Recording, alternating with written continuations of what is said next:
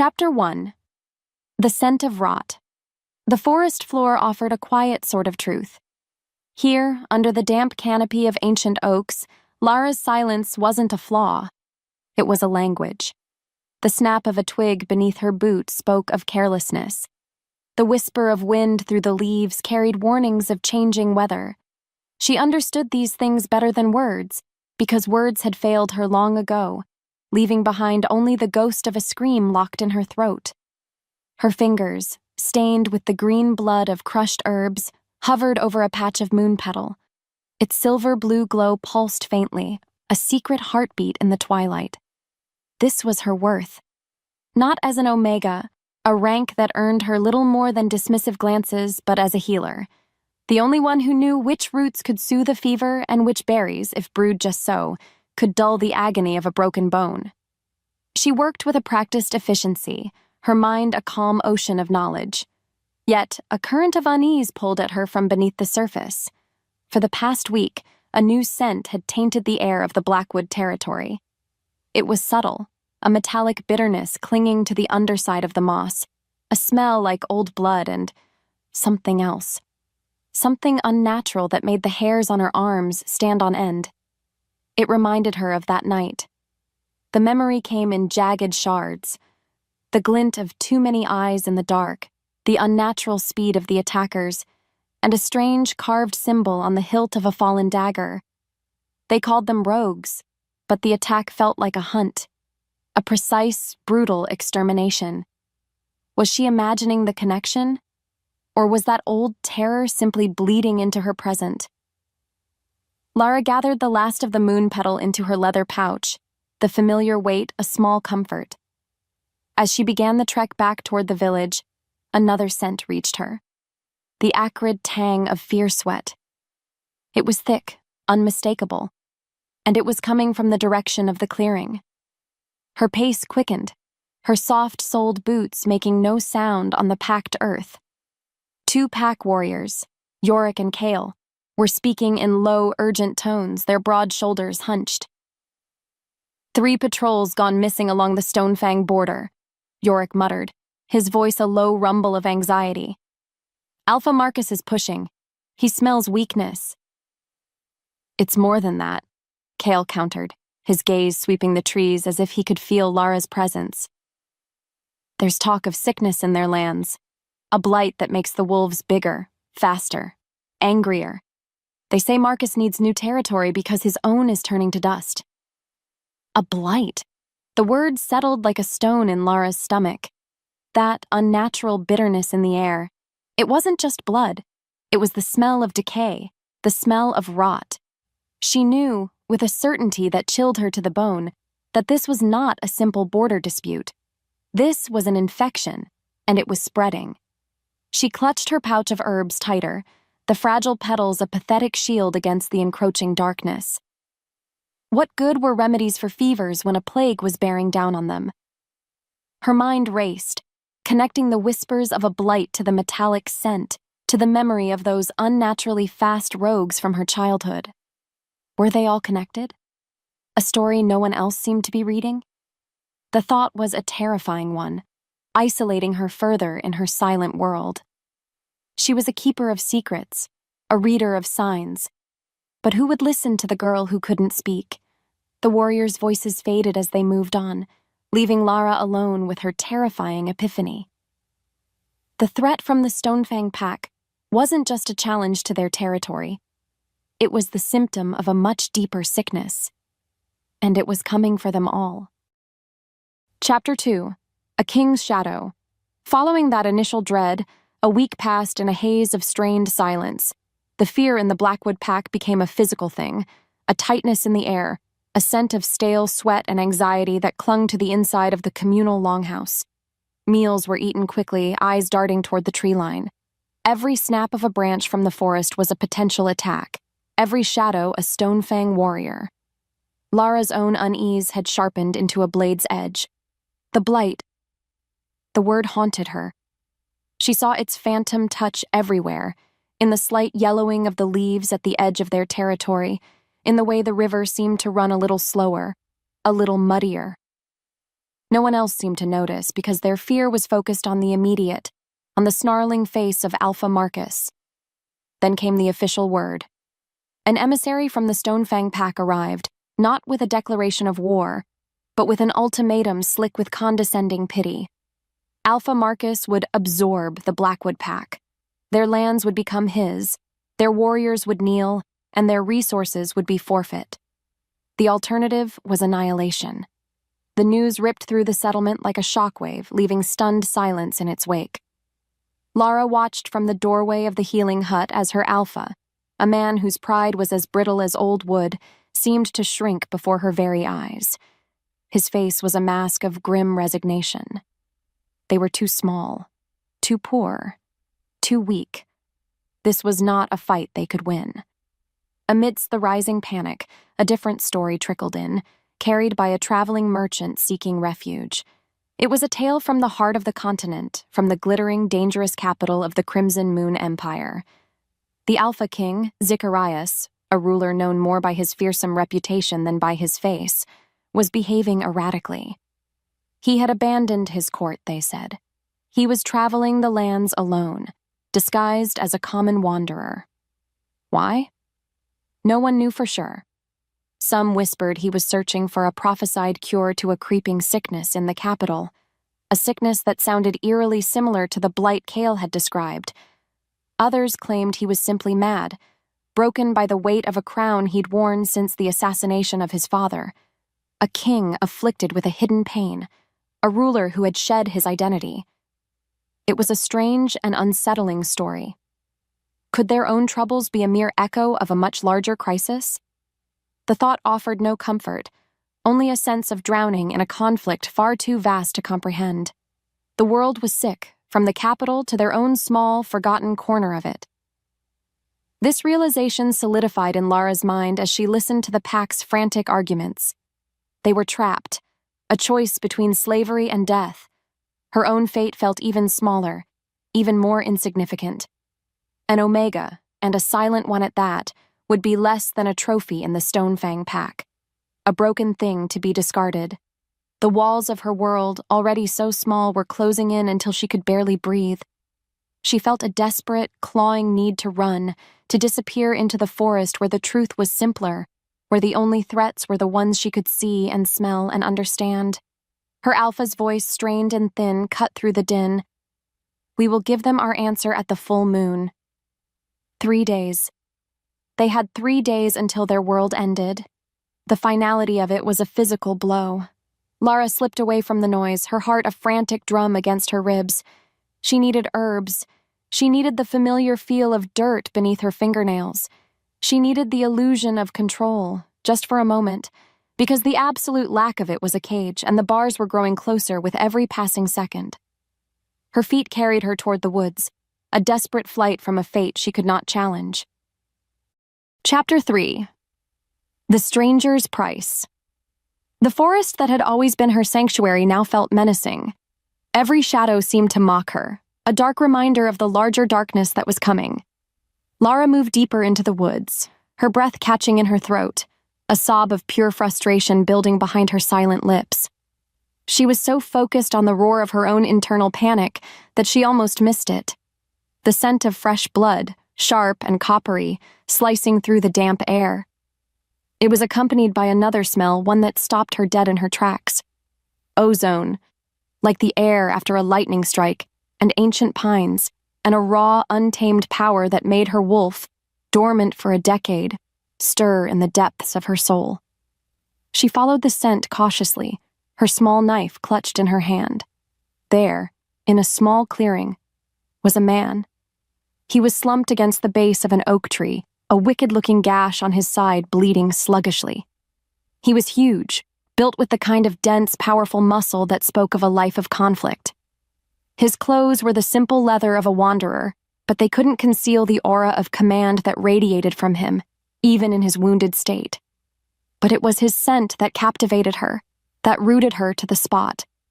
It was a storm, wild and dangerous, yet beneath it was a note of profound loneliness, an ache that resonated with the hollow space in her own chest, And strangely, as she drew closer, the storm seemed to calm just a little.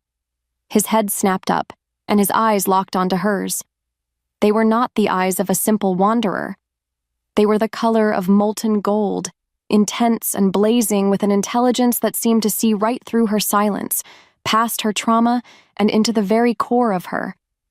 There was no pity in his gaze, only a raw, startling focus. He didn't speak, just watched her, his breath coming in shallow pants.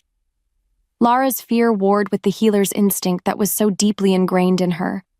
This man was a predator. She knew it on a primal level. But he was also hurt. And for reasons she couldn't explain, the turmoil inside her own heart quieted in his presence. Slowly, she lowered her knife and approached him. She knelt, pulling out a bundle of clean moss and a salve from her pouch. His golden eyes tracked her every movement, a silent question in their depths. She worked quickly, her hands sure and steady as she cleaned the wound and applied the healing paste. He flinched when her fingers brushed his skin, a jolt like lightning passing between them, but he did not pull away. He simply watched her, his expression unreadable. When she was done, she met his gaze and gave a small, hesitant nod. He returned it, a flicker of something, gratitude, surprise, in those incredible eyes.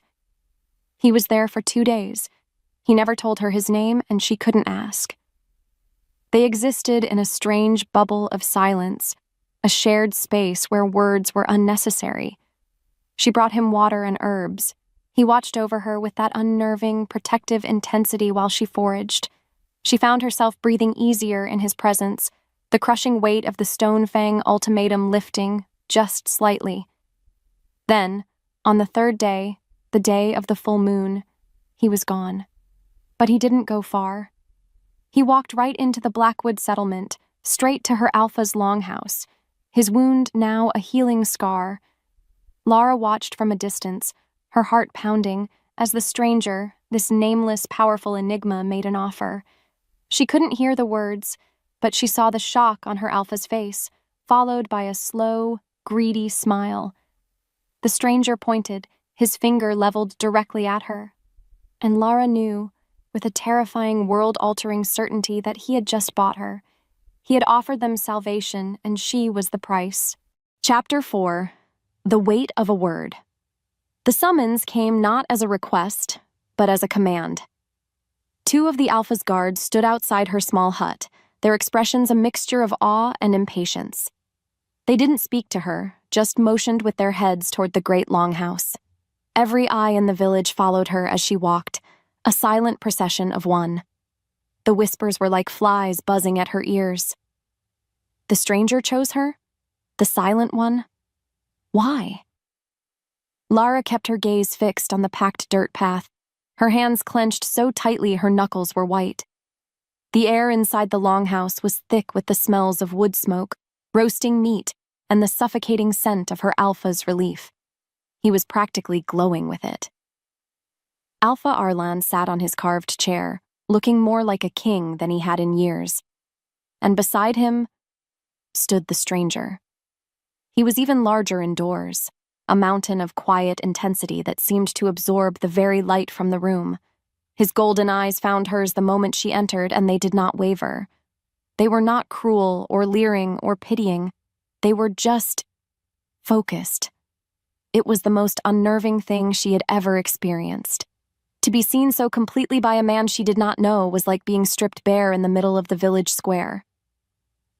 Lara, Alpha Arlan began, his voice slick with false warmth. Our guest has made a most generous offer, a truly remarkable proposition that will save our people from the clutches of the Stonefang. He gestured to the stranger. He will lend us his strength, his resources. He will ensure our borders are secure, and in return, he asks for a marriage alliance to seal the pact. The Alpha paused, letting the words hang in the air. He was a terrible actor. His performance was for the benefit of his councilmen, who watched with greedy, hopeful expressions. The deal was already done. Lara could see it in the way Arlan avoided her gaze, in the finality of the stranger's stance. He stood there like a force of nature, an unmovable object, and his unwavering stare told her everything. This was not a negotiation, it was a declaration. She was property, a lamb being traded for the safety of the flock. The thought was a cold, smooth stone in her gut. She had spent her entire life being less than, a shadow, a burden. Now, in the blink of an eye, she had become their most valuable asset.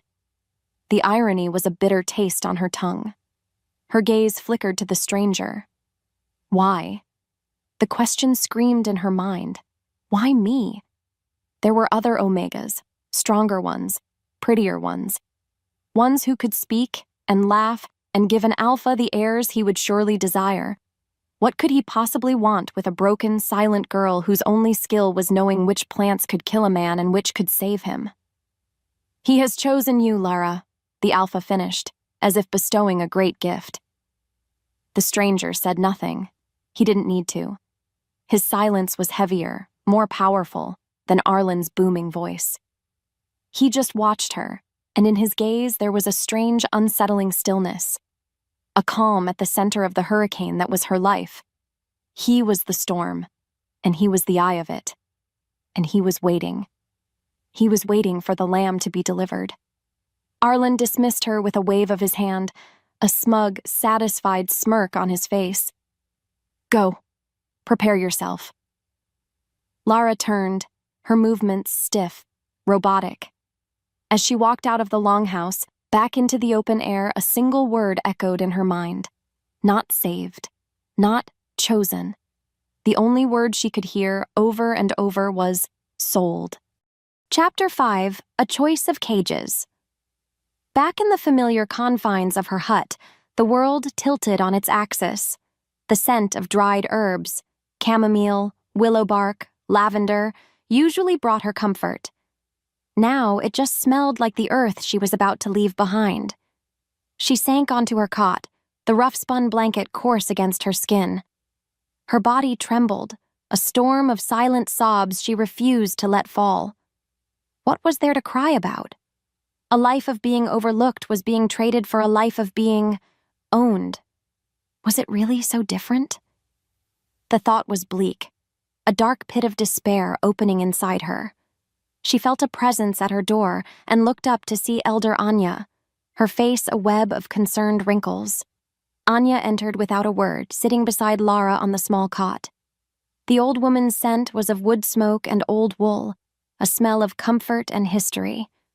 For a long moment, they just sat, the silence between them full of understanding.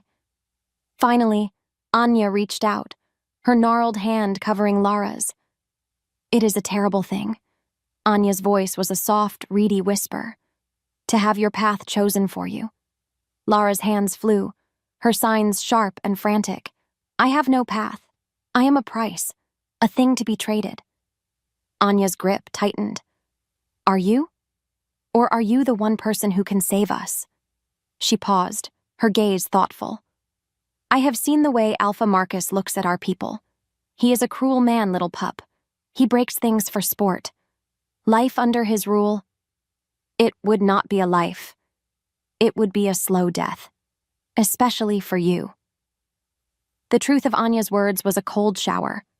Lara knew what happened to Omegas in packs like the Stonefang. She would be used, abused, and discarded. A broken toy for a brutish alpha. It was a certain hell. This stranger, he was an unknown. She remembered his eyes. That intense golden stare held power. It held danger, but it had not held contempt. It had not held disgust. That, more than anything, was what stuck with her. She looked at Anya, her own eyes pleading for an answer that wasn't there. Why me? I do not know, Anya admitted softly. But he is not a simple warrior, that one. There is a weight to him, a power I have not felt before. Perhaps he sees the strength you hide, not the silence the others punish you for. Anya then reached into a fold of her dress and pulled out a small, smooth river stone, a tiny, faded spiral carved into its surface. This was your mother's. She said it was from her mother, and her mother before that. A charm for brave women facing unknown journeys. Lara took the stone, its coolness a shock against her warm palm. Her mother, a woman she barely remembered, a ghost from a story that ended in blood and darkness. Holding the stone, a strange resolve began to settle in her bones. Anya was right. This was a choice between two cages. One was small, familiar, and lined with spikes. The other was unknown, vast, and terrifying. But the door was not yet locked. She would choose the stranger because his cage might have a horizon she couldn't see yet. She would do it because it was the only way to ensure Anya and the others didn't end up in Marcus's prison. She would go because for the first time in her life, someone had looked at her and seen not a burden, but a prize worth fighting for. And that was a terrifying, exhilarating, and utterly new feeling. Chapter 6. The First Step. The morning of the departure was gray and damp. A thick mist clung to the ground, muffling sound and swallowing the edges of the village. It felt like a funeral. The pack gathered in the main clearing, their faces a mixture of relief and guilt. They were being saved, and the price was this small, silent girl who had never harmed a soul. Lara stood before them, her few belongings bundled in a worn leather pack on her back. The river stone from Anya was tucked safely inside, a cold weight against her heart. She wore her simplest tunic, her hair braided tightly. She would not go to this stranger as a decorated offering. She would go as herself. The stranger, she still did not know his name, waited for her by the edge of the woods. He stood with an unnerving stillness, his back straight, his golden eyes scanning the crowd with an unreadable expression. He looked out of place, a great, dark hawk that had landed among a flock of sparrows. Alpha Arlan stood beside him, looking proud and smug. The ceremony, if it could be called that, was short. Arlan made a speech about unity and sacrifice, his words hollow and self-serving. Lara didn't listen. Her gaze was fixed on Elder Anya, who stood near the back, her face etched with a sorrow so deep it made Lara's own chest ache. When Arlan finished his speech, he looked at Lara. "Your consent is required to seal the pact." It was a farce, and everyone knew it. Her consent was irrelevant. But the ritual had to be observed. Lara walked forward, each step an act of will. The ground felt unsteady beneath her feet. She stopped before the stranger, forcing herself to meet his intense gaze. Up close, his scent was even more powerful, a heady mix of pine, ozone, and a clean, wild musk that made her head spin. She could feel the power rolling off him in waves, a physical presence that was both terrifying and strangely steadying. She gave a single, sharp nod. It was done. A collective sigh of relief went through the pack. The deal was sealed. Their savior would protect them. Lara turned and walked to Anya, pulling the old woman into a fierce, desperate hug. No words were needed. Anya pressed a small packet of dried ginger root into her hand. For the journey, she signed, her old fingers trembling slightly. "Be brave, little pup. You are stronger than you know." A tear escaped Lara's eye, the first she'd allowed herself to shed. She wiped it away angrily. She would not be weak. She turned back to the stranger. He inclined his head, a silent command to follow. As she fell into step beside him, he spoke for the first time, his voice a low, rumbling bass that vibrated through the soles of her feet. "They will not harm you again." It wasn't a platitude. It was a vow, a promise of protection from a man who had just purchased her. The contradiction was so stark it almost made her want to laugh. He was her owner, and he was her shield. She looked at him, at the hard line of his jaw and the impossible gold of his eyes, and a shiver that had nothing to do with the morning chill ran down her spine. They reached the edge of the territory, the invisible line between the world she knew and the one she was about to enter. He didn't pause. He just kept walking, and she followed. She did not look back. She was walking out of a cage, her feet taking the first step into the vast, terrifying unknown. Chapter 7. The Language of Silence. The first day of their journey was a lesson in just how vast silence could be. It wasn't the comfortable quiet of the forest, or the respectful hush of her healing hut. It was a chasm between them, wide and deep and echoing with everything she could not say and everything he would not. He walked with a long, ground-eating stride, forcing her to nearly jog to keep up. He was a presence, not a person, a walking storm cloud of secrets and power. Lara felt less like a bride and more like a piece of cargo being transported, her worth measured only by the fact that he kept her in his line of sight at all times. The promise he had made, "They will not harm you again," felt less like a comfort and more like a statement of ownership. By the second day, she was beginning to fray. Frustration was a hot, bitter weed growing in her throat. She needed to know where they were going, how long it would take, what kind of life awaited her. Was she to be a servant, a prisoner in a remote keep? The questions hammered against the inside of her skull with no way out. He stopped so abruptly she nearly collided with his back. He turned, his golden eyes studying her flushed face, the tense line of her shoulders. For a moment, she thought he was angry at her for slowing them down. Instead, he reached into the pack on his back and pulled out an object wrapped in oilcloth. He unwrapped it and held it out to her. It was a journal. The leather cover was smooth and dark, the pages within thick and creamy. Tucked into the binding was a slim charcoal pencil. Lara stared at it, her breath caught in her chest. It was not a command to speak. It was an invitation, a bridge offered across the chasm of her silence. Her fingers trembled as she took it from him. The leather was warm from his body. It was the first gift she had ever received that wasn't a handful of berries or a pretty feather. It was a voice. That night, huddled by the crackling warmth of a small fire, she dared to use it. The scratching of the charcoal on the page was loud in the quiet of the woods. Her handwriting was shaky at first. "Where are we going?" she wrote, and pushed the journal toward him. He leaned into the firelight, his broad shoulders eclipsing the flames. He read the words, and a moment later, his voice rumbled in the darkness. "To my home." It wasn't much, but it was a start. A crack in the wall of the unknown. She wrote again. "Is it far?" "Yes." His answers were short, clipped, but they were answers. It was a conversation of a kind. It was more than anyone in her pack had offered her in years. They had seen her silence as an emptiness to be ignored. This stranger, he was giving it a language. As the flames danced, painting flickering patterns on his hard face, she found herself studying him. The way he moved was not like a warrior, it was like a predator. He was constantly aware, his gaze sweeping the shadows, his body a coiled spring of readiness. He was more than he seemed, so much more. This simple journey felt like the calm surface of a deep, dark ocean, and she had no idea what monsters lurked beneath. Before she fell asleep, she wrote one last question, the most important one. "Why did you choose me?"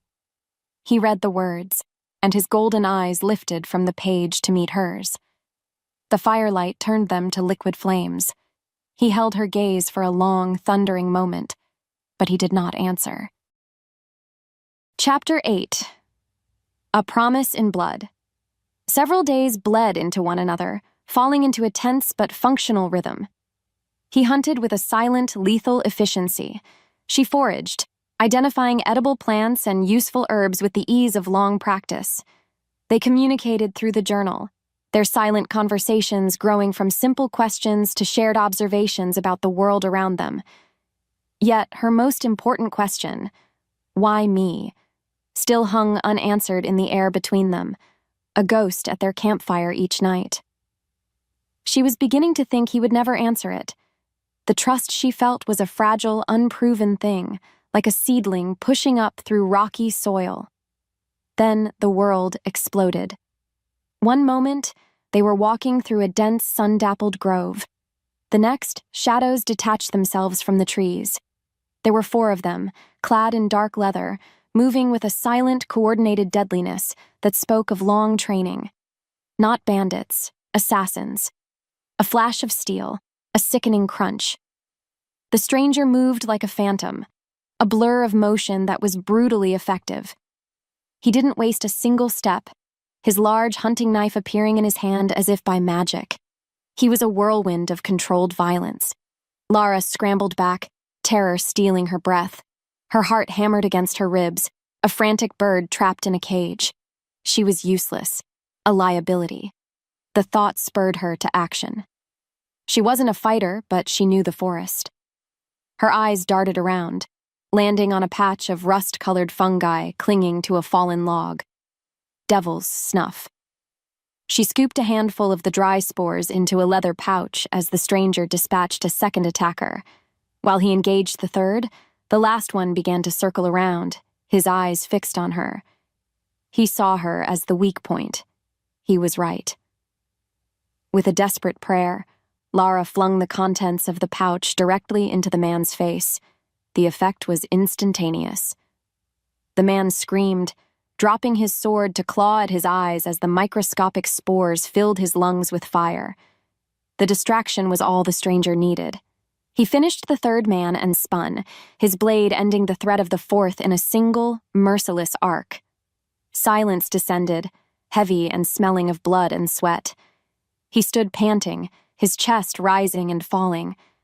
There was a shallow cut on his arm, dripping crimson onto the forest floor. And on the hilt of a dagger lying near one of the dead men, she saw it.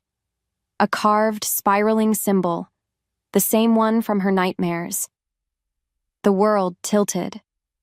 Her hands shook as she approached him, pulling out her supplies. Their roles were reversed now. Her small hands worked to clean the cut on his powerful arm, her touch surprisingly steady. He watched her, his breathing evening out. The shared violence, the life-or-death reliance on each other had changed something between them. The air was charged, thick with unspoken things. When she finished, she looked up at him, her eyes wide with the remembered terror of the symbol. He must have seen the question there because his voice was a low, rough murmur when he finally spoke. He answered the question she had written in the journal days ago. "Because I saw strength," he said, his golden gaze burning into hers. Not weakness. The words landed like a physical blow, stealing the air from her lungs. He saw strength in her, in the silent, broken girl. That night, she fell asleep closer to the fire, closer to him, the fragile seedling of her trust finally taking root in the blood-soaked soil. Chapter 9. The Golden Cage weeks passed. The journey across the land transformed the space between them. The silence was no longer a chasm. It was a comfortable quiet, a shared understanding that needed no words. He taught her how to track, how to read the signs of the wild. She showed him which plants healed and which could kill. The trust, born of blood and a shared fire, was real now. It was a solid, tangible thing. Lara found herself watching him, not with fear, but with a burgeoning curiosity that felt dangerously close to affection. A constant, humming awareness of him settled low in her belly, the way his muscles moved beneath his tunic, the low rumble of his voice when he answered her written questions, the sheer, solid presence of him that made her feel for the first time in her life, completely safe. The landscape began to change, the wild, tangled forests giving way to rolling hills and tidy, cultivated lands. The air itself felt different, cleaner and charged with a strange energy. They were getting closer to his home. She imagined a small keep, a rugged, fortified place befitting a man like him. A place where she could plant a garden, where her silence would be understood, where she could finally be at peace. The hope was a small, fluttering bird in her chest. One afternoon, they crested a high, wind-swept ridge, and she saw it. The hope in her chest died, strangled by sheer, breathtaking disbelief. Below them, nestled in a vast valley and climbing the sheer face of a mountain, was not a keep. It was a city of impossible grandeur. Gleaming white towers soared into the clouds, their peaks lost in the haze. Sunlight glinted off massive golden domes, and the entire metropolis was encircled by a colossal wall of black, volcanic rock that seemed to have been raised by gods, not men. It was a vision of power, wealth, and terrifying authority. "What is this place?" she wrote in her journal, her hand trembling so badly the words were nearly illegible. He stood beside her, his expression unreadable as he gazed down at the city. "My home," he said. The simple words were a lie, a monstrous, world-shattering lie. Dread, cold and heavy, began to pool in her stomach as they descended the ridge toward the city's main gate. It was a gate larger than her entire village's longhouse, flanked by armored guards whose polished steel armor shone like mirrors, and as they approached, the impossible happened. The guards, dozens of them, slammed their fists to their chests in a unified, thunderous salute. They dropped to one knee. The sound echoed like a crack of thunder, a wave of reverence and fear. And then came the roar, a sound from 1,000 throats at once, shaking the very stones beneath her feet. "Your Majesty! Welcome home, my king!" Majesty. King. The words didn't compute. She turned to the stranger, the man she had journeyed with, trusted and cared for. She looked at him, and the quiet wanderer was gone.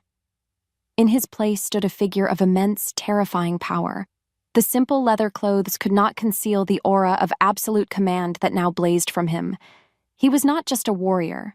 He was Zacharias, the Alpha King, the man from the stories, the ruler of the entire continent. The fragile world she had built with him on the road, the trust, the safety, the hope. It all turned to dust and blew away on the wind. She wasn't his partner. She wasn't his bride. She was a political acquisition. And this beautiful, terrifying city wasn't a home. It was a gilded cage. Chapter 10. The Viper's Gaze. The days following their arrival bled into a haze of gilded captivity. Lara was given a suite of rooms so vast and opulent that she felt like a field mouse lost in a cathedral. Silks whispered against her skin, jewels glittered on velvet trays, and servants moved like ghosts, anticipating her every need before she knew she had one. It was a beautiful, suffocating prison. The man she had known as a stranger, the king now called Zacharias, had tried to speak with her. He had come to her chambers, his immense frame filling the doorway, his golden eyes pleading. She had turned her back on him each time, the silence she had once used as a shield now a weapon of her own. The betrayal was a shard of ice in her chest, too cold and sharp to be soothed by his rumbling apologies. Finally, she could hide no longer. A formal presentation to the court was required. Dressed in an emerald green gown that felt like a costume, she was led into the throne room. The sheer scale of the place was designed to intimidate. A ceiling painted with constellations soared overhead. Light streamed through impossibly tall stained glass windows, and the floor was a polished black marble that reflected the hundreds of predatory faces turned in her direction. The air was heavy with expensive perfume and the metallic tang of ambition. These were not people. They were wolves in silk, their smiles all teeth. Zeke sat on a massive throne of carved obsidian, looking every inch the powerful king he was. He watched her approach, his face an unreadable mask of stone. Beside the throne stood a woman of such breathtaking beauty that it was almost violent. She had hair the color of spun gold and eyes the shade of a stormy sea. Her gown was a cascade of silver, and she held herself with an elegant, bored arrogance. "Your Majesty," the woman said, her voice a melodic purr that did not reach her eyes. She turned her gaze to Lara. "May I present Duchess Valeriana?" "Lara," Zik's voice boomed, startling her. "This is the Duchess. She presides over the court." Valeriana's smile was a work of art, perfect and completely without warmth. She took Lara's hand, her touch as cold as a snake's skin. "A pleasure. The king has found himself a lovely little forest sprite. How quaint." Her eyes swept over Lara's simple braided hair, her bare face. "So very quiet. It must be a refreshing change after the complexities of a more refined life." The insult was perfectly wrapped in the silk of courtly language. It was a dismissal and a threat all in one. Lara met the Duchess's gaze and felt a jolt of pure, instinctual antipathy. This was a predator. one who enjoyed the slow, cruel game of breaking smaller creatures. But it was more than that. Valeriana's perfume, a cloying floral scent, had a strange undertone. It was faint, almost unnoticeable, but Lara's senses, honed by a life in the wild, picked it up. A bitter, metallic note that reminded her of rot. It was the smell of the blight. The connection was so shocking, so impossible, that Lara felt a wave of dizziness. She withdrew her hand, giving a small, stiff nod of acknowledgement.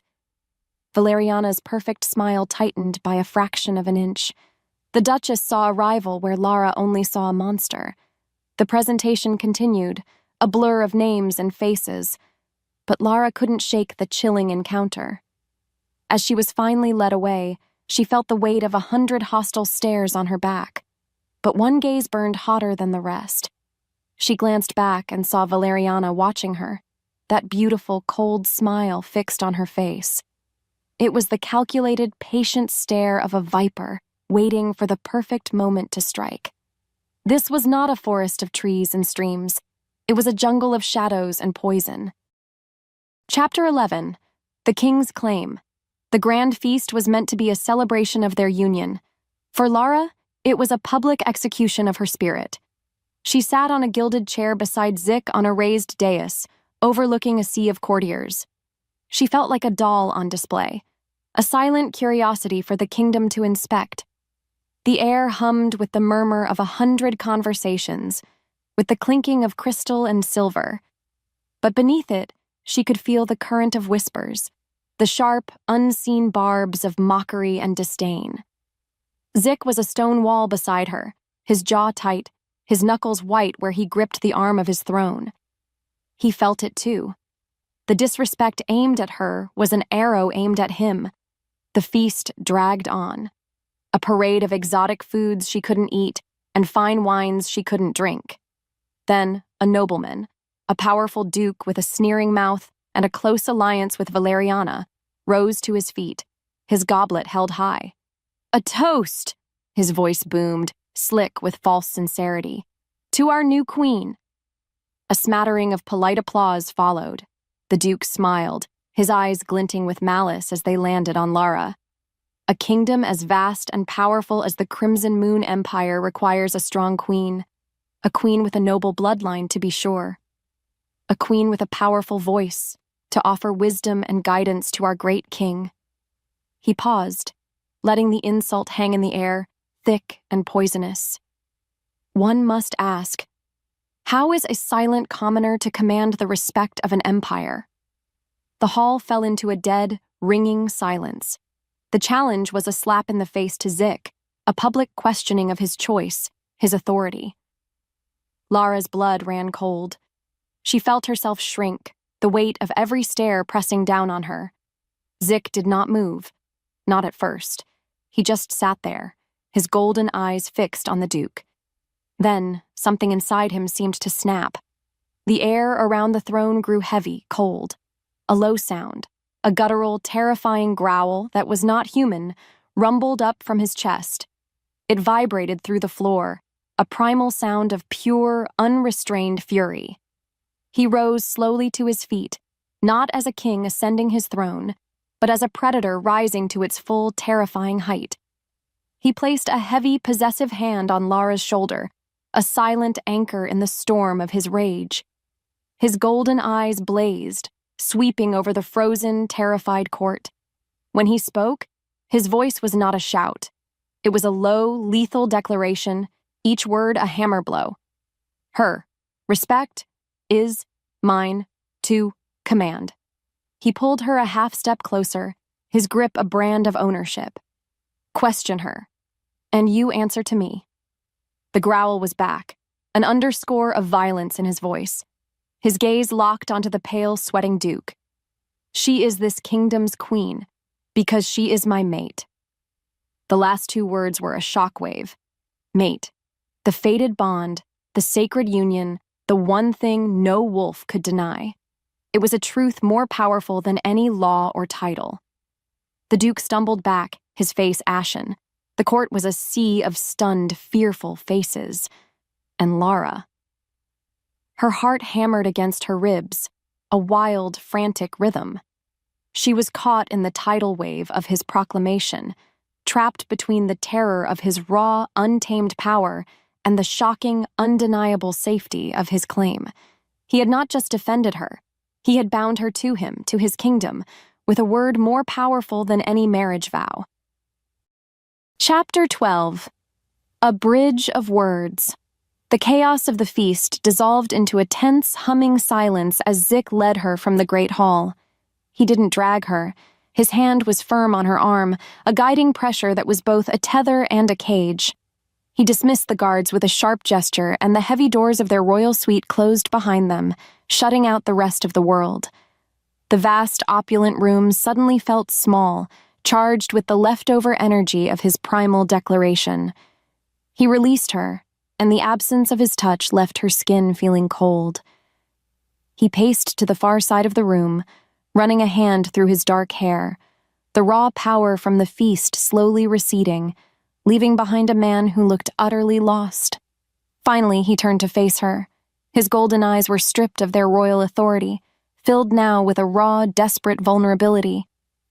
"I am sorry, Lara," he said, his voice rough. "For the lie. For all of it." The words were right, but they were too small to fill the chasm of his deception, too weak to mend the shattered pieces of her trust. She gave him no response. She couldn't. She walked to the large window, turning her back on him, her arms wrapping around her waist in a gesture of self-preservation. She stared out at the moonlit city, a kingdom of lights that felt more alien than the darkest part of the woods. He had lied about everything. How could one apology fix that? The next day, she refused to leave her chambers.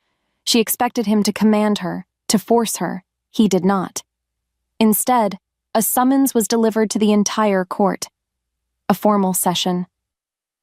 Lara watched from a high, latticed balcony overlooking the throne room hidden in the shadows. She saw Zik walk to the center of the hall, not taking his throne. He stood before his people, a king choosing to be a man. "There has been a failing in my court," his voice boomed, clear and strong. "A failure of respect, a failure of understanding." He paused, his gaze sweeping over the assembled nobles, landing on Duchess Valeriana, whose face was a beautiful, serene mask of indifference. Communication takes many forms. A quiet truth is more powerful than a loud lie. And then, he did the most shocking thing of all. In front of the hundreds of powerful, judging wolves, he lifted his hands. His movements were clumsy, hesitant, but the meaning was unmistakable. He began to use the simple sign language she had taught him on their journey. He signed each word as he spoke it, his voice ringing with conviction, forcing them all to witness his humbling act. "My queen's thoughts have value." His gaze lifted, finding her in the shadows of the balcony. "You will learn her language." A collective gasp went through the court. It was not an apology whispered in a private room. It was a public declaration of her worth, a king humbling himself for his silent bride. It was a bridge, built of words he had learned from her, reaching across the chasm of his lie. Valeriana's serene mask finally cracked, her eyes narrowing into slits of pure, murderous fury. The battle lines were no longer just drawn. They were carved in stone. Lara stood frozen, her hand pressed to her mouth.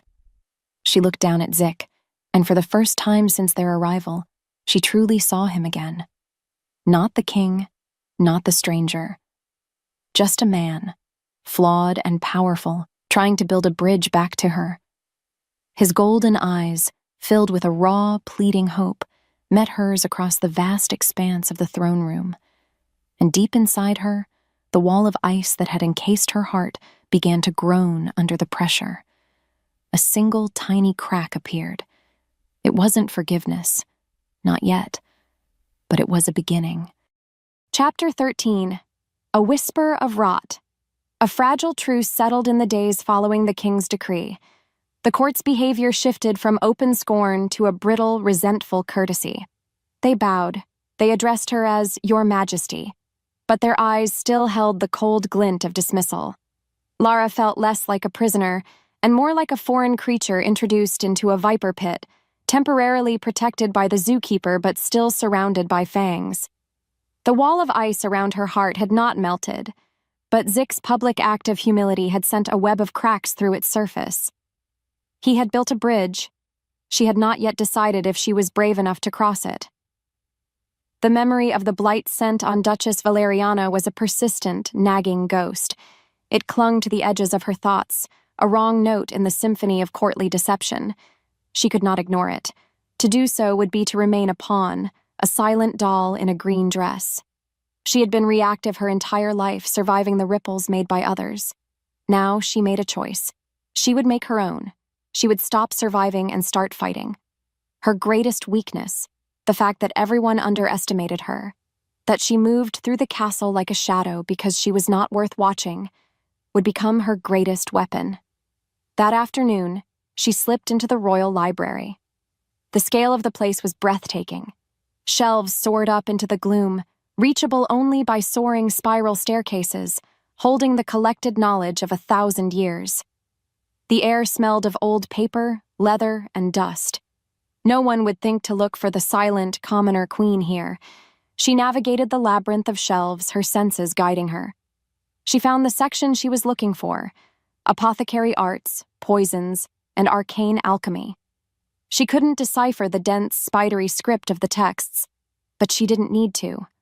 Her knowledge was older, more intuitive. It was in the shape of a leaf, the color of a root, the pattern of a flower's petals. Her fingers traced the illustrations in a heavy tome bound in snakeskin. And then she found it. A drawing of a flower so dark a purple it was almost black, its petals shaped like grasping claws. The umbral orchid. She could not read the description, but the detailed drawings beside it told their own story. Illustrations of wilting plants, of tainted water, of a gray, creeping decay that looked horrifyingly familiar. It was the blight. The book depicted a slow, creeping poison that mimicked natural decay, created from the distilled essence of this orchid. And a small note in the margin mentioned its unique, faintly metallic odor. Her heart hammered against her ribs. This was it. A connection. A thread to pull. But a drawing in a forgotten book was not proof. She needed more. She needed him. The thought was terrifying. To trust him with this, to rely on him, was to take the first step across the bridge he had built. It was to admit that she couldn't do this alone. It was the biggest risk she had ever taken. That evening, she took the journal he had given her. Her hand was steady now, her purpose clear. She wrote only one sentence, a summons and a plea. I need to show you something. In the library. It's about the blight. She left the journal on the small table between their adjoining chambers, a silent offering. She had just declared war on the most powerful woman in the kingdom, and her only ally was the man who had lied to her from the very beginning. Chapter 14. The confession at the door night had fallen, draping the citadel in shadows and secrets. Lara waited, her nerves a tangle of live wires.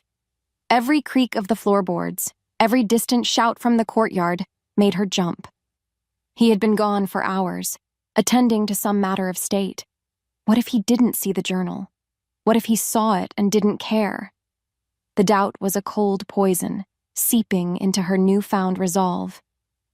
Then she heard the heavy tread of his boots in the adjoining room. Silence.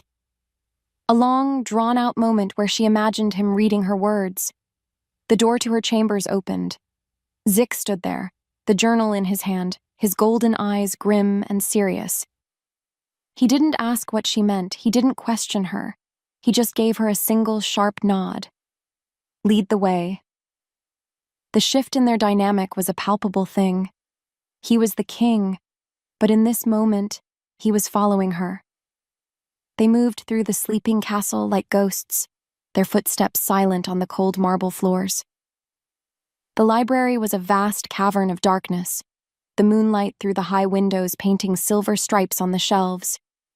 She led him deep into the stacks, her heart pounding a frantic rhythm. She pulled out the heavy, snakeskin-bound tome and opened it to the page with the umbral orchid. She pointed, her finger trembling slightly. Zik leaned over, his presence a wall of warmth and power at her back. She could smell the scent of pine and the cold night air on his clothes. He read the dense text aloud, his voice a low, horrified whisper. The orchid's poison. It didn't just kill. It corrupted. It leached the life from the very soil, spread through water, and could be used to create an aura of sickness that weakened wolf shifters over time. The symptoms were a perfect, horrifying match for the kingdom's blight, and for the secret illness he carried within him. Back in the suffocating silence of their chambers, the truth of what she had discovered settled between them like a shroud. The blight was not a curse from the gods. It was a weapon, and someone was wielding it. This shared, terrible knowledge broke the last of the walls between them. He didn't pace. He didn't command. He just stood there, looking at her, his kingly mask stripped away to reveal the weary, haunted man beneath. The poison they used on my father. His voice was rough, broken. A piece of it is in me, Lara. It burns. It whispers. It makes the rage so hard to control. He looked away, shame etched on his face. And when I am near you, it quiets. He finally sank to the floor, leaning his back against the heavy wooden door, making himself smaller, less threatening. A king, choosing the floor. I lied to you because I am a king, and kings cannot be weak. Because I did not want to chain you to a man who is half a monster. He finally looked at her, his golden eyes swimming with a pain so deep it stole her breath. But I was wrong. My greatest weakness is having to face this without you. The confession was raw, honest, and utterly disarming. It was the truth she had been owed. She walked towards him, her heart aching with a feeling she couldn't name. She knelt in front of him. She didn't write. She didn't need to. She reached out and took his large, calloused hand in both of hers.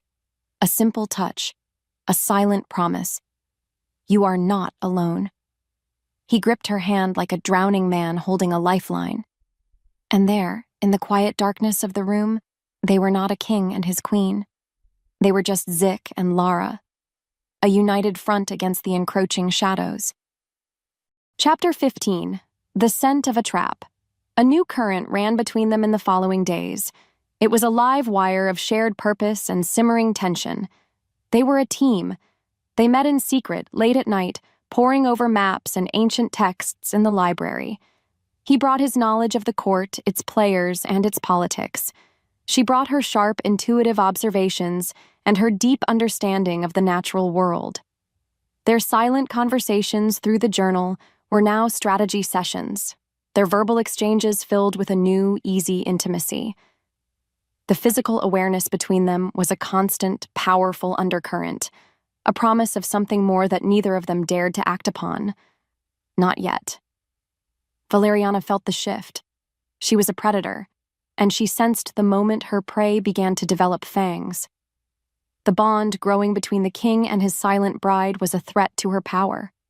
Her attacks, once veiled in silken courtesy, became more direct. She questioned Zik's judgment in council meetings, her words dripping with concern for his unusual preoccupation with his new commoner mate. She was testing him, trying to isolate him, to drive a wedge back between them. But she was too late. The bridge between them was now fortified. Lara knew a drawing in a book was not enough. They needed tangible proof linking Valeriana to the umbral orchid. She remembered the metallic, rotten scent from the Duchess's perfume, a smell that now haunted her waking moments. The orchid's essence was the key. She formed a plan, a terrible, risky idea that made her stomach clench with fear. She needed to get closer to the viper. She approached Zik with her journal. I must learn the ways of the court, she wrote. I will ask the Duchess to teach me. She is the highest-ranking lady. It is my right to ask, and she cannot refuse without causing insult. Zik's jaw tightened, his eyes flashing with protective fury. No, it's too dangerous. It is the only way, she insisted, her charcoal pressing hard into the page. She will not suspect me. I am the silent mouse. She will think it is a game. She will want to have me under her thumb.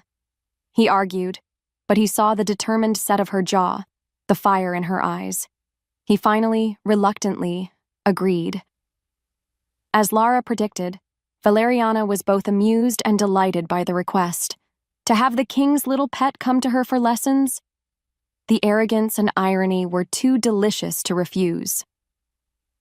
The lessons began in Valeriana's private solarium, a glass room filled with exotic, unnerving plants. The air was thick with the scent of cloying blossoms.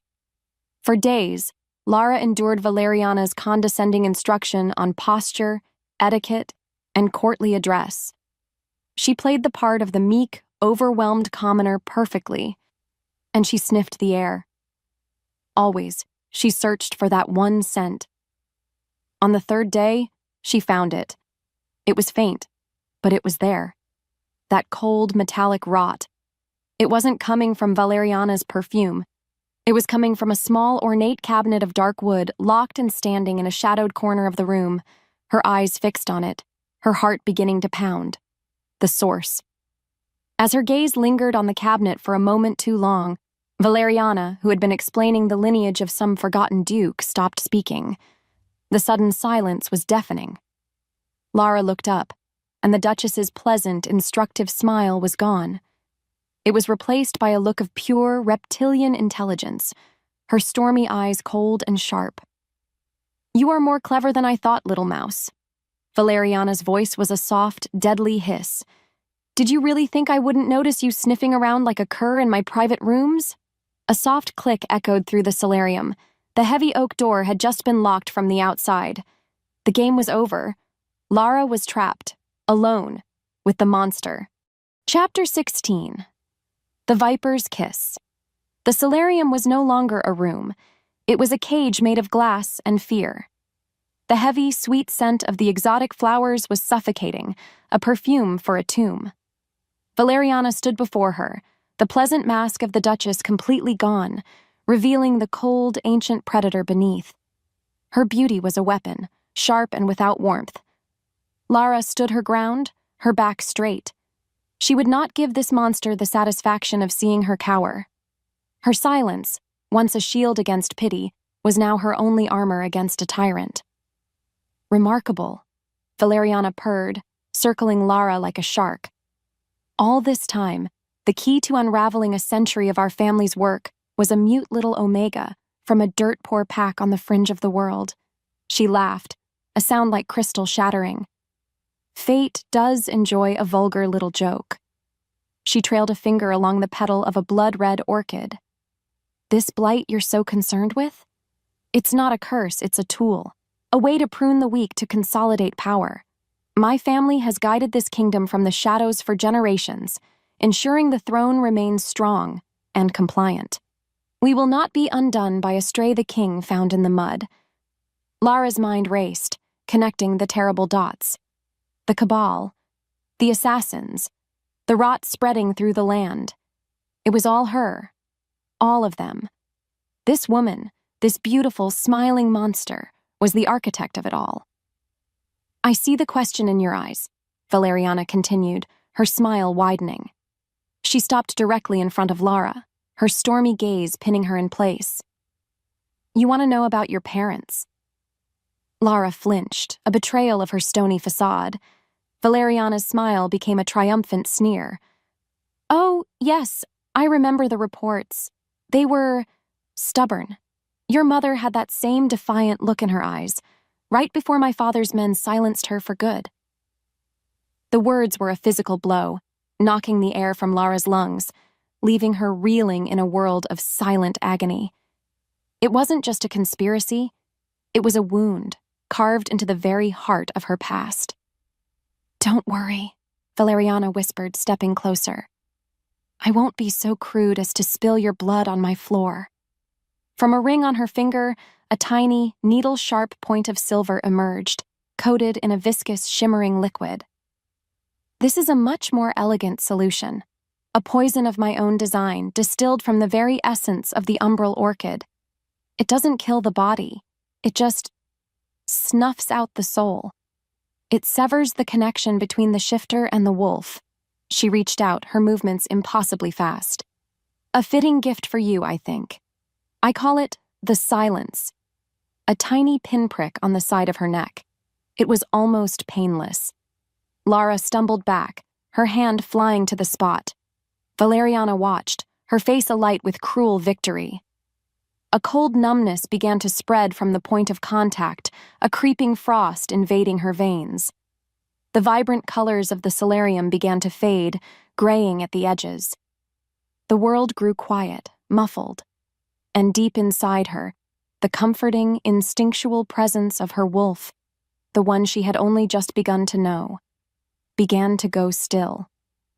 It was fading, a dying echo in a vast, empty cavern. Chapter 17. The Echo of a Wolf. The connection snapped like a frayed rope. One moment, Zik was presiding over a tedious trade dispute, the faint, comforting awareness of Lara's presence a steady warmth at the back of his mind. The next, nothing. Just a cold, silent void where she had been. It was a feeling so shocking, so wrong, that he rose from his throne mid-sentence, a snarl tearing from his throat. Panic, cold and absolute, seized him. He didn't run. He moved like a storm front, a wave of pure, kinetic fury that sent guards and ministers scattering from his path. Her scent, chamomile and rain, was a ghost in the halls, leading him, pulling him. He found her in the solarium. She was slumped on the floor, her beautiful emerald gown pooled around her like wilted leaves. Her eyes were open but unfocused, seeing nothing. He knelt beside her, his heart a frozen lump of dread in his chest. "Lara?" he choked out. He touched her cheek. It was cold. He swept her into his arms, the lightness of her a terrifying testament to how much she had already faded. The scent of Valeriana's perfume and the bitter tang of the blight hung heavy in the air. He knew. He knew who had done this. A roar of pure, murderous rage echoed through the glass room, powerful enough to make the panes rattle in their frames. Back in their chambers, the royal healers were useless. They swarmed around her, their faces etched with fear and confusion. "There is no wound, Your Majesty," one stammered. "No fever. Her breathing is steady, but her life force, it is withdrawing. It is like a candle flame being slowly starved of air." The blight poison inside Zik, the dark passenger he carried, flared in response to his despair. It was a roaring agony, a fire in his veins that her presence could no longer soothe. She was too weak, too distant. The one cure for his own personal hell was being stolen from him, and he was powerless to stop it. He felt the rage building, the monstrous part of him wanting to tear down the castle stone by stone. Then, a very old healer, his face like a dried apple, touched Lara's hand, his eyes closing. He pulled back, as if burned. "It is the severing," he whispered, his voice trembling with a horror that was ancient and profound. "I have only read of it in the forbidden texts. An old dark magic. It does not kill the body. It unweaves the soul from the wolf. It leaves an empty echo." He looked at Zik, his old eyes full of pity. "There is no cure, save for a miracle." A miracle. The word was a mockery. But as Zik looked down at Lara's pale, still face, he knew he would tear the world apart to find one. He would challenge the gods themselves. There was one place, one last desperate hope. A place of ancient power, where the life force of the kingdom was said to be concentrated. A place of myth and legend. The sacred grotto. Without another word, he gathered her limp form back into his arms. He ran from the room, his long strides eating up the corridors. It was a desperate race against the fading light in her eyes, his own hope a dwindling ember with every beat of her slowing, weakening heart. Chapter 18. The Price of a Bloom. The sacred grotto was a place of deep, primordial magic, hidden in a cleft of the mountain behind the citadel. It should have been a riot of life, a place where the air hummed with energy and the scent of damp earth and wild blossoms. It was not. As Zik entered the cavern, a wave of despair washed over him. The grotto was dying. The glowing moss that should have carpeted the walls was a dull, sickly gray. The crystal-clear pool in the center was stagnant and murky. The blight, the creeping rot of his kingdom had reached even this holy place. It was a mirror of his own fading hope. He gently laid Lara upon the central altar, a great flat stone covered in what was now withered moss. Her breathing was shallow, a faint whisper in the oppressive silence of the cavern. He knelt beside her, his head bowed, his spirit broken. "Please," he begged, his voice a raw, ragged sound directed at the dying magic around them. "Anything, take my strength, take my life, just don't take her." But the magic of the grotto did not answer. Instead, at that very moment, a wave of profound sickness pulsed through the earth. Valeriana, confident in her victory, had begun her grand ritual, a ceremony to amplify her power and cement the blight's hold over the kingdom forever. The last vestiges of life in the grotto withered and died. The gray moss turned to black dust. The water in the pool thickened. A cold, final stillness descended. It was over. All was lost. A sound of pure, absolute agony tore itself from Zik's soul. It was not a king's cry of defeat. It was a wolf's howl of mourning for its mate, a sound of a world ending, of a heart being ripped in two. That sound, that raw, powerful wave of love and despair, was the one thing that could pierce the poison's veil. It found Lara, adrift in her cold, silent prison. It was a lifeline of pure emotion, a tether back to the world. It wrapped around the last, tiny, flickering ember of her spirit, of her wolf, and it fanned it into a roaring inferno. The grief of her mate, the agony of the dying land around her. It was a pain too great to remain silent. Power didn't just erupt from Lara. It detonated. It was not a gentle healing. It was a violent, explosive birth of life. A shockwave of pure energy blasted through the cavern. The black dust on the walls ignited into brilliant, glowing green moss. The stagnant pool flashed with pure, clean light. Flowers exploded into bloom on every surface, a riot of impossible color and life. Her silver wolf, the one she had seen once before, manifested above her, a shimmering creature made of moonlight and starlight. And her voice returned, not as a word, but as a song, a note of pure creation that pushed back the darkness. The victory was absolute, the reversal of fortune a miracle. But as the blinding light of her power subsided, something new appeared. On the far wall of the now vibrant grotto, ancient words began to carve themselves into the stone, glowing with golden light. It was the full prophecy, revealed at last. They read the familiar lines, but then their eyes fell upon the final, terrible sentence, the part that had been hidden for 1,000 years. The price for this great healing, the impossible choice. They stood together in a paradise of their own making, her hand in his, her body thrumming with newfound power. But they were staring at the glowing words on the wall, and the glorious triumph of the moment turned to cold, heavy ash in their mouths. The true despair, the real all-is-lost moment, had only just begun. Chapter 19, A Riddle in the Stone. The grotto, now a paradise of vibrant life, felt like a beautiful lie. Every perfect, glowing flower, every crystal-clear drop of water in the pool, was a testament to a power that came with an impossible price. Despair was a cold, heavy cloak settling over Lara's shoulders. She had found her voice only to be told she must surrender it. She had found a love that felt like destiny, only to learn their future might demand the sacrifice of their child. Beside her, Zik was a statue of contained fury and grief. He was a king, a being of immense power, and he was utterly helpless. He would have torn the stars from the sky for her, but he could not rewrite the words glowing on the ancient stone. "There has to be another way," he finally said, his voice raw. "I will not let this happen. I will not let you pay the price for my kingdom's salvation." He would sacrifice himself, she knew. He would find some way to throw himself between her and their cruel fate, and that, she realized, was a price she was not willing to pay. She pushed away from him, her bare feet silent on the mossy ground. She approached the wall, her fingers tracing the glowing ancient script. The words felt alive beneath her touch, humming with a power that was neither good nor evil. It simply was. Her life had been a riddle, a story of hidden meanings, of a strength that looked like weakness, of a silence that held more truth than 1,000 spoken words.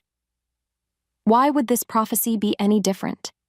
Sacrifice the crown's heir, surrender her voice to the earth.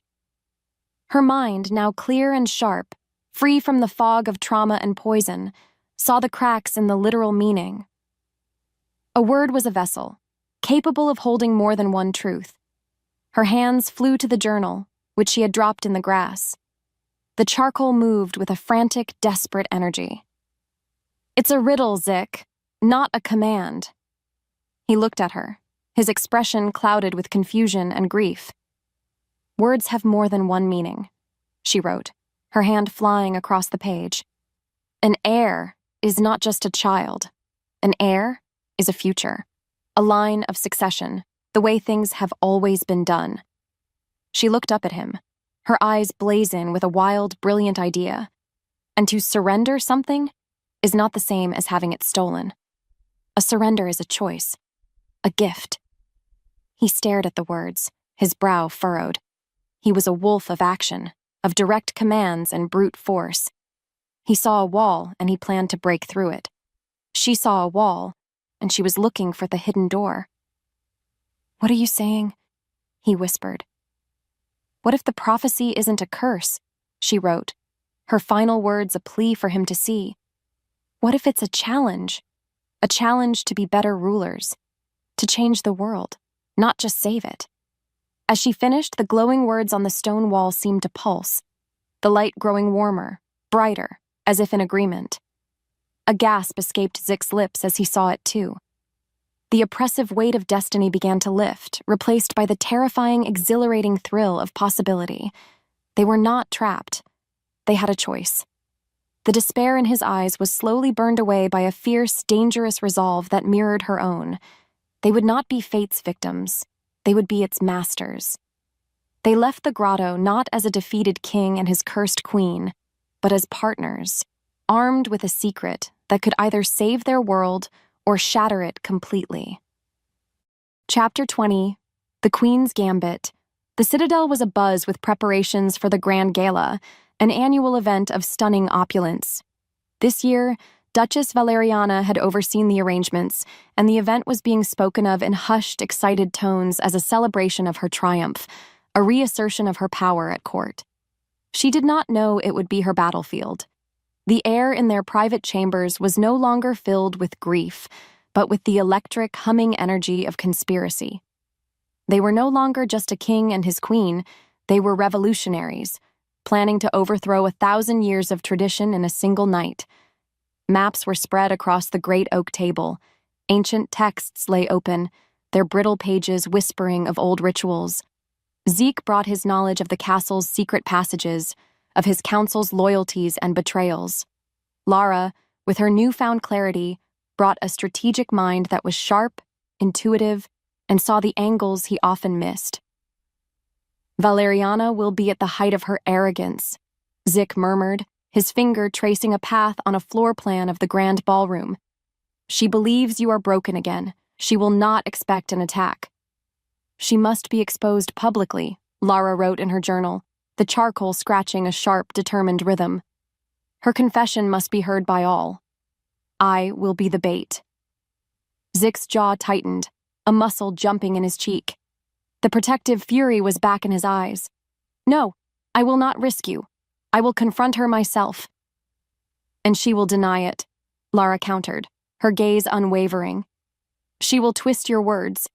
They will call you a tyrant, accusing a beloved duchess out of jealousy for your commoner mate. It must be me. She hurt me. She hurt my family. The confrontation is mine to claim. Her charcoal pressed hard into the page. She will not see me as a threat. She will see me as a mouse to be toyed with. And a mouse can get closer to the viper than a wolf ever could. He saw the unshakable resolve in her eyes. This was not just about saving the kingdom anymore. This was about justice. This was about the silent girl finally making the monster answer for its crimes. He finally nodded, his expression grim. The plan was set. It was a gambit of breathtaking audacity. Part 1. Lara would corner Valeriana, using the knowledge of her parents' murder as a blade to provoke the Duchess into a public outburst. Part 2. In the ensuing chaos, Zick would address the court. He would sacrifice the crown's heir by abolishing the absolute monarchy, establishing the Alpha Omega Council to ensure a future of balance, not singular power. Part 3. Lara would then surrender her voice to the earth by performing the Song of Life, a powerful healing ritual from the ancient texts, cleansing the land and Zick's own body of the last traces of the blight. It was a plan built on hope, love, and a desperate, brilliant interpretation of a riddle. It could save everything, or it could be the act that burned their world to the ground. That night, as they finalized the last details, he took the journal from her and set it aside. He took her hands in his touch warm and steady. "This is not just a plan to save our kingdom," he said, his voice low with awe and a terror she understood completely. "It is the founding of a new one. And it all begins with your move, my queen." Chapter 21. The Gilded Battlefield. The night of the grand gala arrived, a swirl of music, glittering jewels, and whispered lies. The great ballroom of the Citadel was a breathtaking sight, a forest of marble columns and cascading crystal chandeliers. It was a beautiful, gilded battlefield, and Lara walked into it feeling not like a queen, but like a warrior. She wore a gown of spun silver that shimmered like moonlight on water, a color chosen to honor the wolf she now fully embraced. Her hair was unbound, a testament to her wild origins in a court that valued restraint. Beside her, Zick was a commanding presence in black and gold, his face a mask of regal calm that betrayed none of the furious energy humming beneath his skin. They entered the ballroom and a hush fell over the crowd. All eyes turned to them. They were no longer the scandalous king and his silent commoner bride. They were a power couple, their bond a palpable thing that radiated from them in waves. They separated as planned, a king and queen moving through their court, each with a secret mission.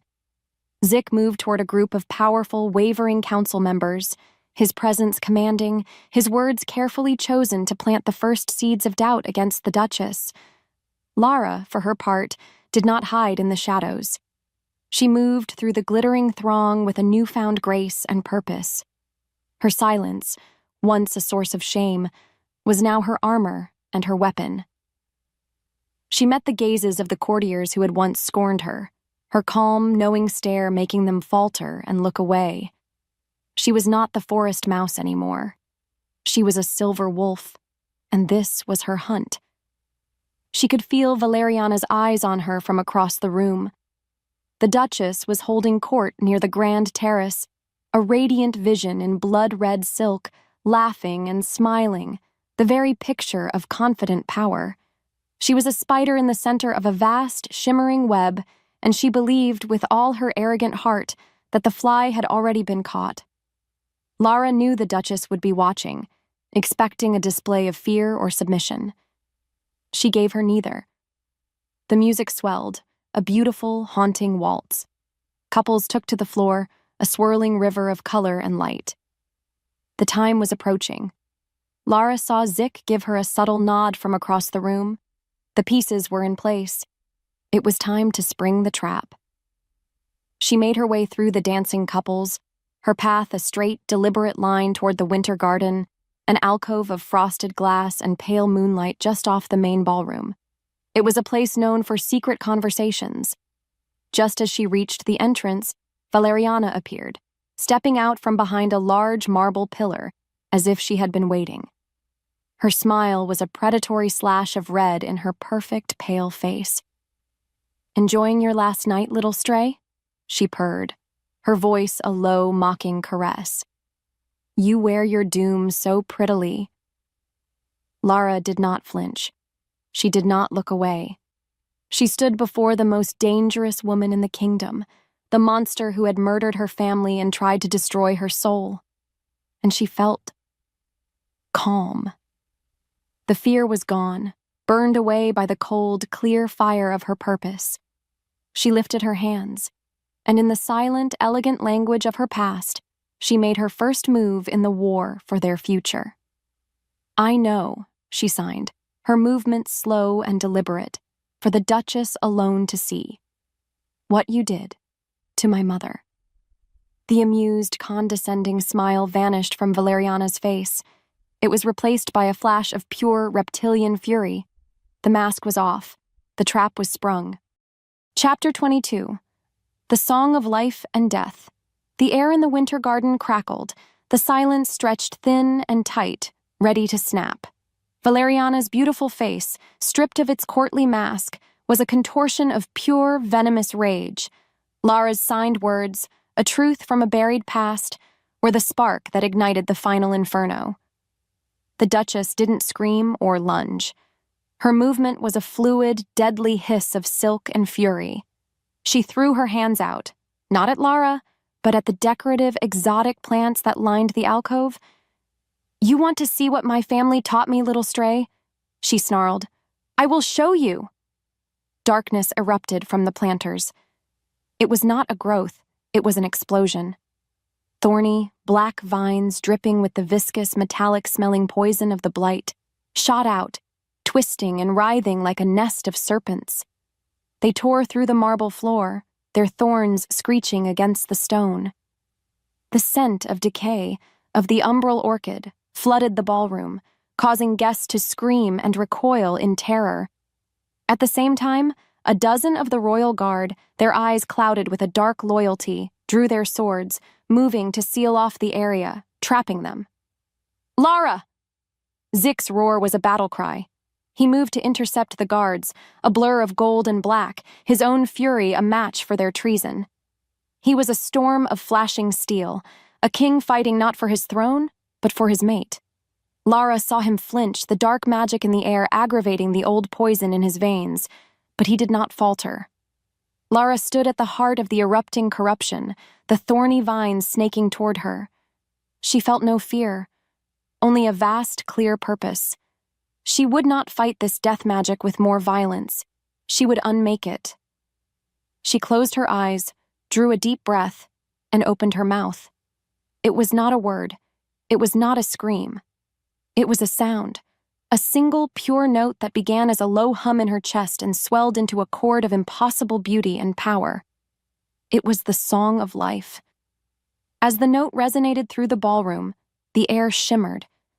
The black, thorny vines recoiled as if burned. Their corrupt growth slowed, then stopped.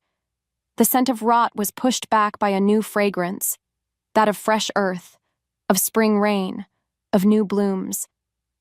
She walked forward, her silver gown now glowing with a soft internal light. She was an island of life in a sea of death. The song continued to pour from her, a shield and a weapon all in one. Zik fought with renewed vigor, the healing power of her song soothing the fire in his own blood. Valeriana stared, her face a mask of disbelief and horror. Her power, the magic of decay and poison, was being unwritten by this silent girl's impossible song. Lara reached the Duchess. She did not strike. She did not choke. She simply placed the palm of her hand on Valeriana's forehead. The contact was gentle. The effect was cataclysmic. A torrent of stolen memories, of dark rituals, of whispered conspiracies flooded Lara's mind. She saw it all. The final, terrified moments of her parents' lives, the cold, calculating faces of the Cabal, the full breadth of Valeriana's ambition and cruelty. The Duchess screamed, a high, thin sound, as the dark magic she had wielded for so long was purified, burned away by the pure, clean fire of Lara's life force. When Lara pulled her hand away, Valeriana collapsed to the floor, her power gone, leaving only a broken, empty woman. The black vines crumbled to dust. The corrupted guards fell, their dark loyalty broken.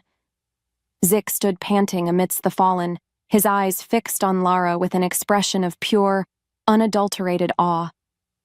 The entire court, the whole world, stood in stunned, ringing silence, witness to a miracle. Chapter 23. The Sacrifice of a Crown. The silence that followed the battle was heavier than any sound. It was a vacuum, filled with the awe and terror of what the court had just witnessed.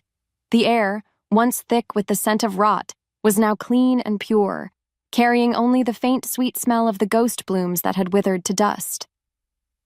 Zik crossed the ruined marble floor, his eyes never leaving Lara. He came to her side, not as a king approaching his queen, but as a man reaching for the center of his universe. His hand found hers, his grip warm and steady, a silent question and a statement of unwavering support all in one. Before the shock could curdle into new plots, before factions could form in the power vacuum left by Valeriana's fall, Zik acted. He led Lara to the center of the ballroom, his voice ringing out with an authority that no one dared to challenge. "You have seen the work of a great darkness tonight," he boomed, his voice echoing in the vast, silent hall. "A poison that has seeped into the very heart of this kingdom, nurtured by a secret cabal and wielded by Duchess Valeriana. A sickness born of ambition, of a lust for singular absolute power." He told them everything. The story of the blight, of the cabal that had murdered his father and her parents, of the prophecy that had guided his desperate search. He laid the truth bare for all to see. Then, his golden eyes swept over the sea of stunned faces.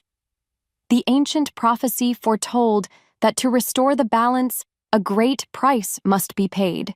It demanded the sacrifice of the crown's heir. His voice rose, filled with a revolutionary fire. For 1,000 years, the crown, the power of this entire continent, has been passed down a single line of alphas. A tradition that has allowed darkness to fester in the shadows. A line that can be manipulated. A power that can be corrupted, as we have seen tonight. He raised their joined hands high. That tradition of singular, absolute power ends now. Lara stood beside him, her presence a quiet testament to the truth of his words. She was the other half of the equation, the living proof that power came in more than one form. "I sacrifice the idea of the singular heir," Zik declared, his voice a thunderous vow. "I hereby dissolve the old laws of succession. I establish a new royal council to be led not by one but by two, an alpha and an omega, together as the prophecy intended. Power will no longer be hoarded in a single bloodline. It will be shared. From this day forward, balance will be our law." It was a revolution in a single speech. A gasp rippled through the crowd. Murmurs of disbelief warred with looks of dawning, incredible hope. They had witnessed her impossible power. They had heard the truth of the kingdom's sickness. They could not deny the logic of his decree. It was radical. It was terrifying. And it felt impossibly right. The political sacrifice had been made. Zik turned to Lara, his eyes filled with a love so profound it made her heart ache and a fear she understood completely. His part was done. Now, only hers remained. Chapter 24. The Sound of a Healing World. All eyes were on her. The weight of their expectation was a physical thing, a heavy cloak on her shoulders. But for the first time in her life, it was not a burden.